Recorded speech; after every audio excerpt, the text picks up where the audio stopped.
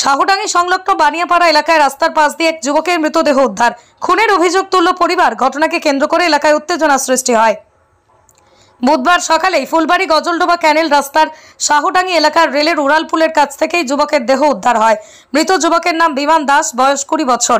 বাড়ি বিন্নাগুড়ি গ্রাম পঞ্চায়েতের বীরবান এলাকার বাসিন্দা ছিলেন যুবক। এদিন ঘটনার পরে স্থানীয় বাসিন্দারা বেশ কিছুক্ষণ পথ অবরোধ করেন। গজলডোবা ক্যানেল রাস্তায় শাহডাঙ্গি এলাকার রেলের উড়ালপুলের কাছ থেকে তার দেহ উদ্ধার হয়। যুবককে খুন করা হয়েছে বলে অভিযোগ পরিবার ও এলাকাবাসীর। তাহলে এই জিনিসটা তো পুলিশ তাহলে ডিউটি কি করে? তাহলে ডাম্পার গুলো ডিউটি করে না জনসাধারণের জবাবটা দিতে হবে। পুলিশ কি বেতন পায় না? না পুলিশ বেতন পায় না, পায় তো। তাহলে আমরা জনসাধারণ যদি মরে যাই পুলিশকে কি করে মানবো? পুলিশ আমাদেরকে কি দেবো? আপনারা এখন আছি যখন আমাদেরকে আপনারা থাকবেন না।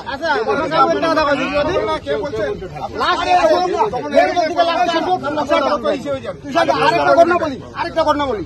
পরশুদিন এই যে ব্রিজটা আছে না, একটা ছেলেকে এমন ভাবে টাইলে এত সুন্দর মারধর হইলো, পুলিশ কিন্তু সামনে, পুলিশ কিন্তু আগায় গেল না, ওদেরকে মারধর করে লাস্টে গেল পুলিশ কিন্তু আগায় গেল না, ছেলেটাকে বেমতলবে মারধর করা হলো। এই যে এইখানে পরশু দিনে ঘটনা। মামা কি পুলিশ দেখে?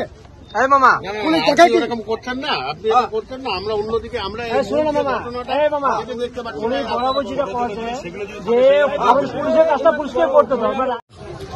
আমি কি বলবো আর, আমি তো বাইরে কাজ করি, আমার ভাইস্তা হয়, ও কাজ করতে আসছে, কাজ করতে গিয়ে তারপরে তো বাড়ি ফিরে 6টার সময় ছুটি হয়েছে। ছুটি হতে বাড়ি ফেরার জন্য আমরা মনে ভাবছি কি কোনো মেয়ের সাথে হতে চলে গেছে, তাই সন্দেহ করে আমরা চুপচাপ ছিলাম। কিন্তু আজকে সকালবেলায় আমি অতগুলো কথা বলতে চাই না, যদি দেশের তদন্ত হয় তাহলে তদন্ত করে আমাদের তদন্তকারীদেরকে আমি রিকোয়েস্ট করি, আমরা ফোন করছি।